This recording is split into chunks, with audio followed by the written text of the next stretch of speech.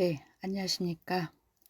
오늘 교실에서 만날 거라고 생각을 했는데, 유스케어 코로나가 지금 굉장히 좀 심각한 상태여서 긴급 문자를 어젯밤에 전달을 받고 또 대표 학생과 이야기를 나누고 또 다시 언택트 수업을 또 하게 됐네요.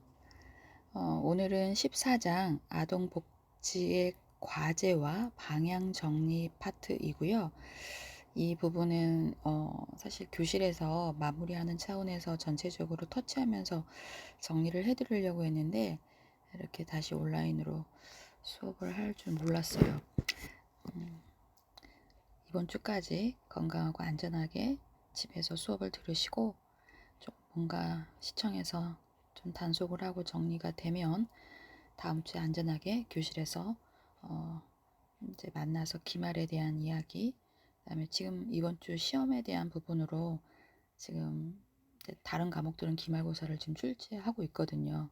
이 과목은 오늘 만나서 여러분들하고 좀 이야기도 나누고 실습에서 어떤 부분이 어려웠는지 또 여러분이 이제 또 마무리하는 과목들이다 보니까 4학년이고 그래서 그런 부분들을 좀 조절을 하고 시험을 출제하려고 했는데 그러지 못해서 다음 주에는 제가 임의적으로 시험에 대한 부분을 어떤 방향으로 출제했다라는 이야기를 하면서 마무리를 해야 되는 14주가 되지 않을까 싶네요. 오늘은 13주 14장 아동복지의 과제와 앞으로의 그 방향 그런 부분들을 아동권리와 복지의 정립에 대한 파트로 시작을 하도록 하겠습니다. 아동복지 정책은 아동이 처한 시대적 상황이나 경제적인 수준, 욕구 등이 전반적으로 반영되어 결정되는 주요한 사회적 지표이기도 합니다.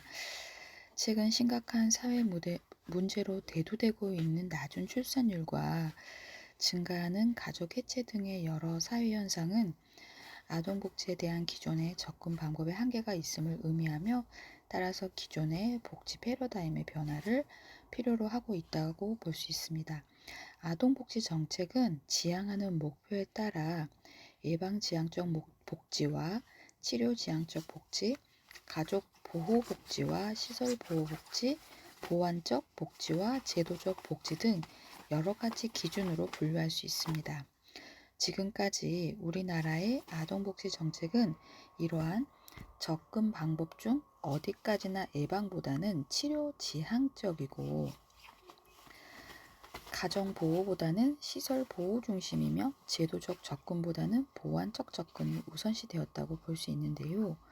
국민의 복지의식이 향상되고 복지 욕구가 증대함에 따라 기존의 구호중심적 선별주의적 접근 원칙은 점차 포괄적 보편주의적 원칙으로 변화되고 있고 따라서 우리나라의 아동복지 정책도 예방지향적 복지와 가정보호복지, 제도적 복지를 강조하는 방향으로 나아가고 있습니다.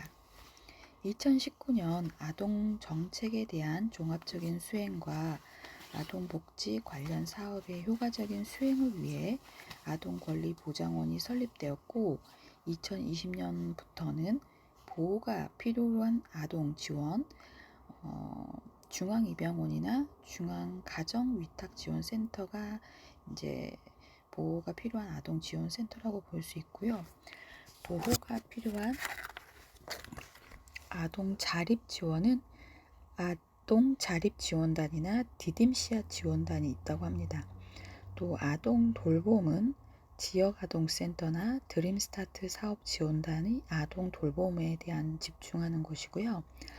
아동학대 대응 및 예방에 관련된 기관은 중앙아동보호전문기관이 있고요.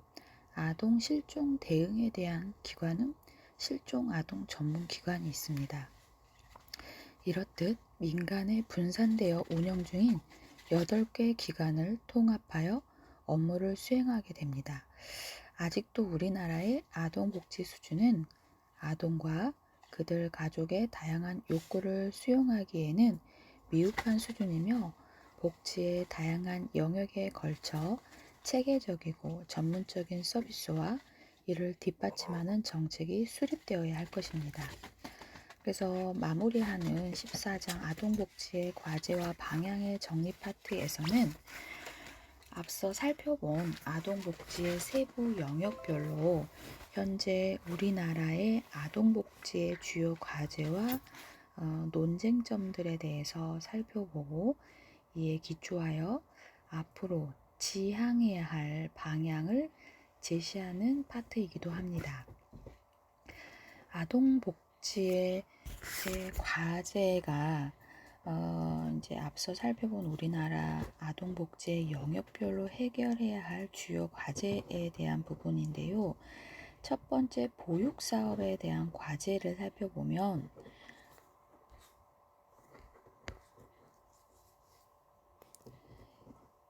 여성의 사회 참여가 증가하면서 영유아 보육사업은 아동복지 서비스의 보편주의를 실천하는 가장 대표적인 방법 가운데 하나로 인식되고 있습니다.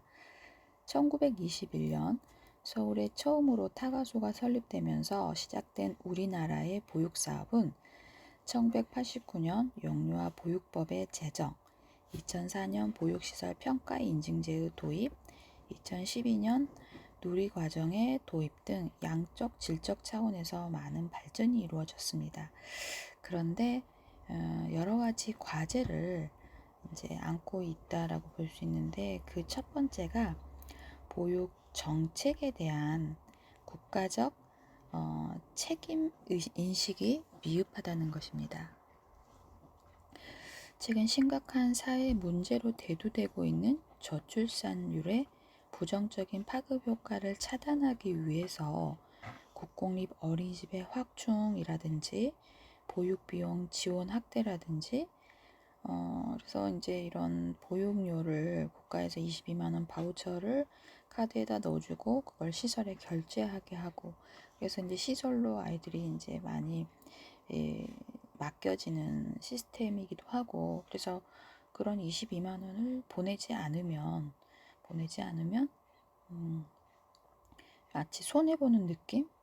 그래서 가정 양육이 가능한데도 어린이집으로 보내는 시스템이 됐고, 부모들이 이제 그런 부분에 대해서 너무 과잉으로 시설을 맡긴다라는 또 어린이집의 민원도 있어서 부모가 맞벌이를 하는지 이런 어머님들의 그런 4대 보험까지도 확인하는 그런 시절이 있었어요. 근데 지금 원화에 대한 출산율에 대한 이런 부분들이 낮다 보니까 뭐 저출산 이런 이야기가 있지만, 사실 저출산의 부정적인 파급 효과에 대한 부분이 비단 이 아동학대라는 과목에서, 아동복지와 권리라는 과목에서 다루고 있지만, 우리가 유아교육이라는 학문을 하면서 여러분과 제가 만난 인연이 됐고, 저도 현장에서 아이들을 굉장히 많은 몇천 명의 아이들을 책임지고 또 기관장으로 교사들을 채용하면서 살았었는데,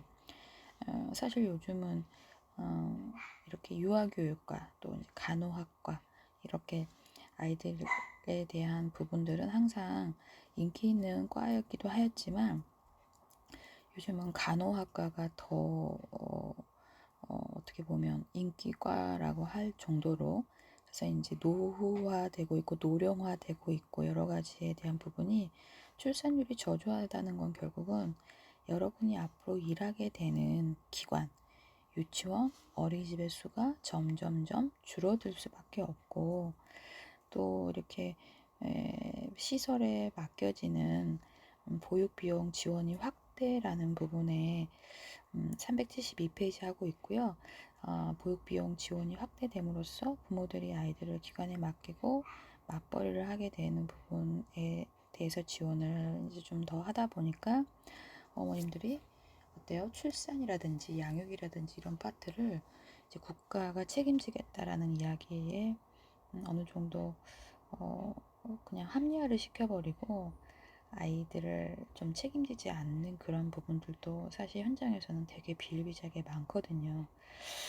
그래서 아직까지 전체 보육시설에서 국공립 어린이집이 차지하는 비율이 현저히 낮은 실정이다 라는 이야기가 있는데, 국공립 어린이집이 사실 이제 보육료에 대한 부분이라든지 민간 어린이집보다는 비용이 훨씬 저렴하고 이제 기타 잡비라고 해서 특별활동비 이런 것들을 조금 더 많이 민간보다는 덜 받기 때문에 선호하기도 하고 교사의 질도 훨씬 더 차원이 다르기 때문에 국공립을 선호하고 그래서 서울 같은 경우는 대기자가 몇 년 전부터 대기를 해야지만 겨우 들어갈 수 있는 이런 부분이 있는데 어제도 지금 아동학대 관련해서 울산의 그 어린이집에 대한 이야기도 나오고 며칠 전에는 서울에서 있었던 인천에서 있었던 아동학대건이 있는데 그런 것들이 또 국공립 어린이집이어서 조금 더 파급 효과가 있는 거죠. 타격이 크기도 하고요.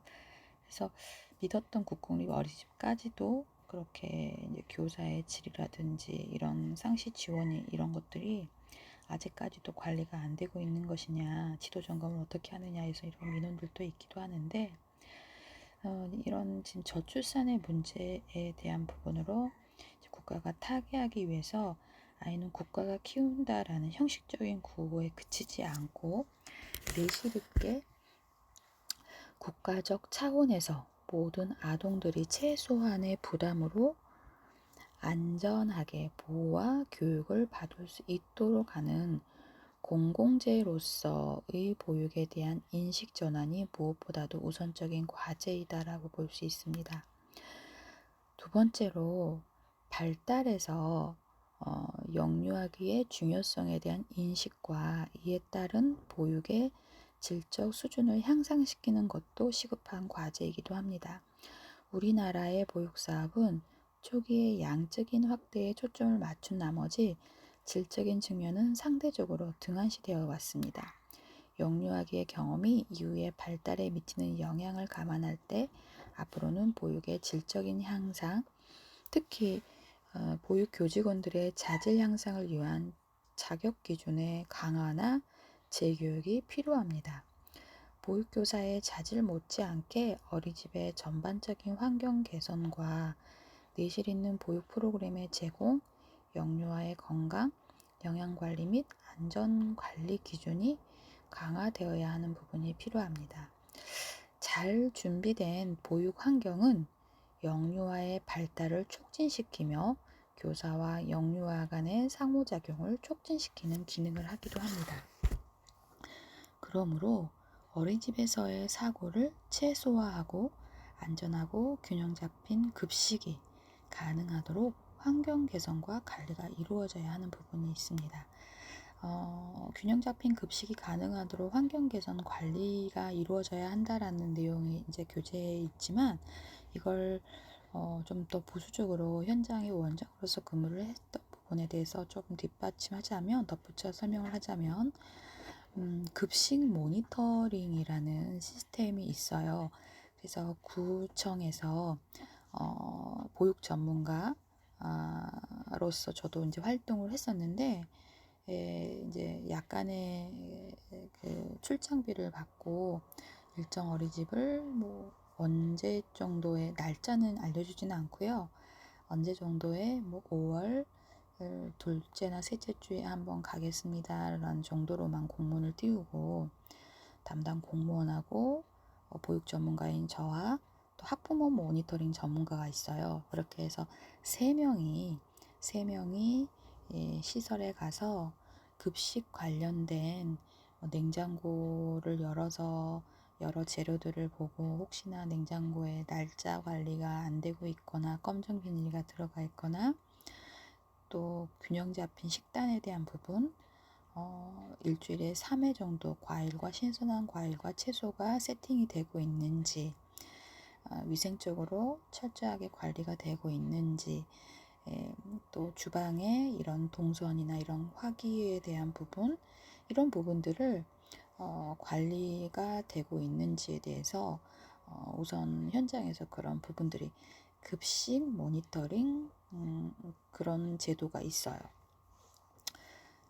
세 번째로 부모와 아동의 다양한 욕구에 근거한 수요자 중심 보육 서비스가 제공되어야 합니다. 아무리 질적 양쪽으로 우수한 보육 서비스가 제공된다 하더라도 그 대상이 되는 보육 수요자의 욕구를 간과한다는 것이라면 효과를 기대하기 어려울 것입니다. 그러므로 영유아의 연령과 발달, 지역적인 특성, 다양한 문화적 배경이나 개인적 특성에 근거하여 시간제 보육이나 시간 연장형 보육 등 맞춤형 보육 서비스가 제공되어야 할 것입니다. 그래서 시간제 보육이라는 건 육아지원센터나 육아종합지원센터 이런 데 부속 기관에서 설치를 하는데요. 엄마들이 일정 바우처에 대한 부분과 본인의 한 2, 3천 원인가를 더 결제를 해서 시간당으로 아이를 맡기는 곳인데요.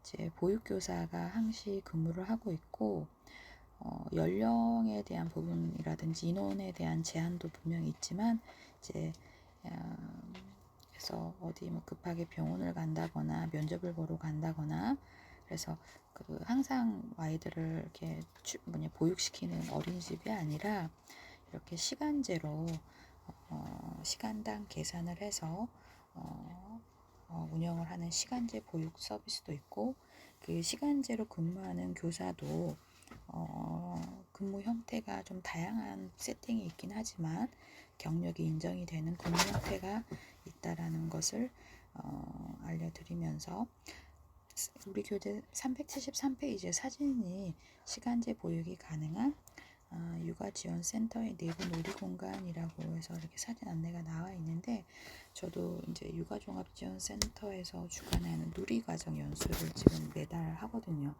아마 여러분이 어린이집에서 근무를 하신다면 물론 어린이집이나 유치원이 누리과정 연수는 무조건 여러분들이 이제 또 내년에 교사가 되시면 들으셔야 되는 부분이 있으실 거예요.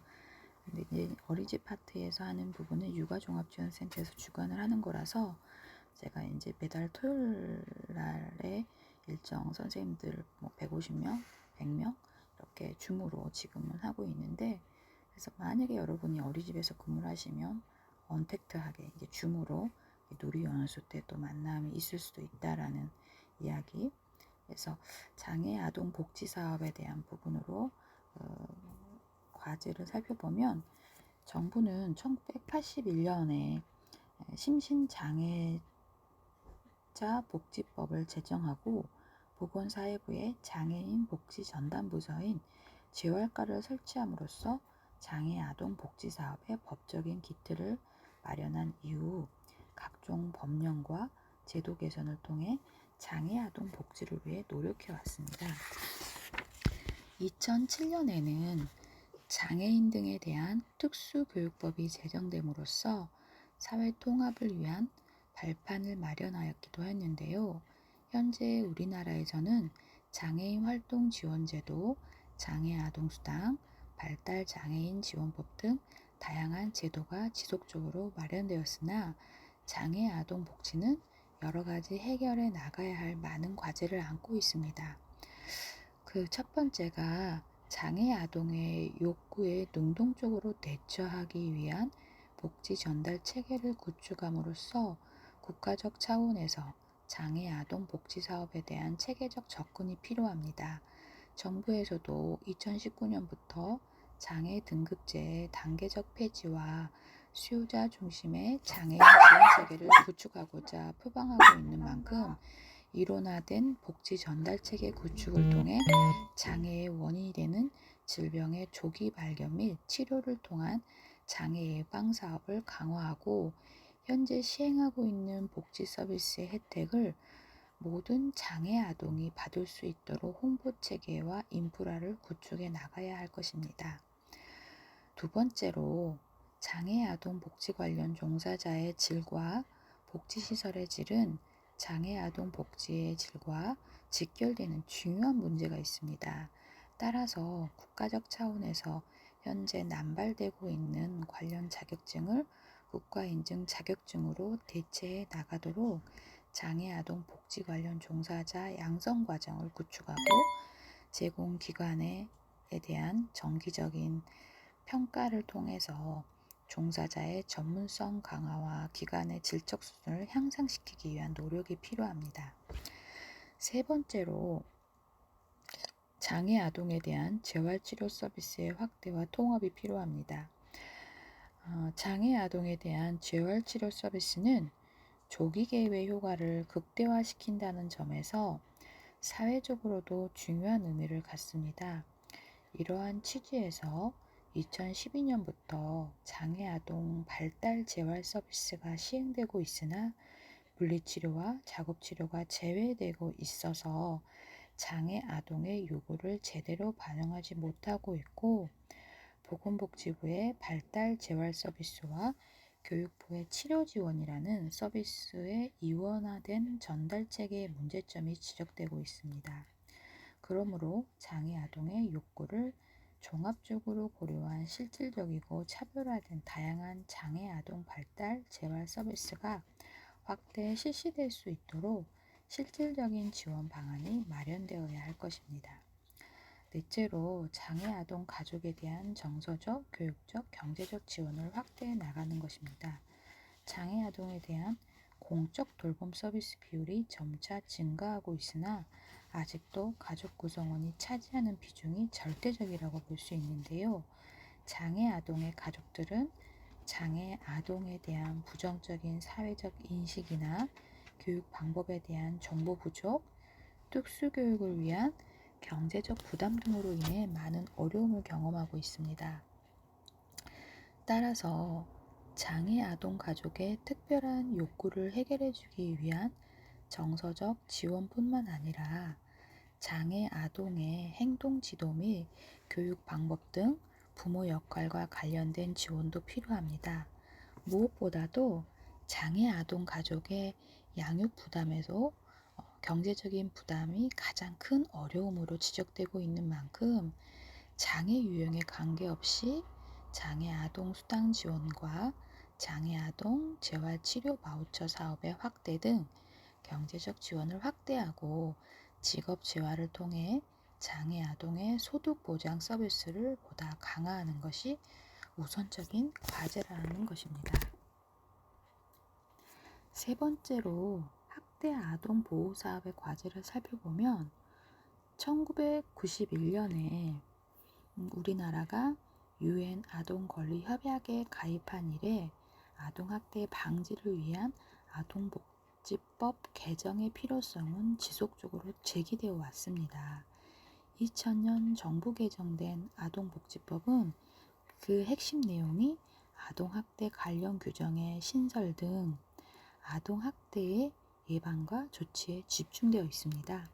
이를 통해 아동학대와 방임에 대한 법률적 개입의 기반이 마련되었고, 전담기관으로 아동학대 예방센터가 개설 운영되었습니다.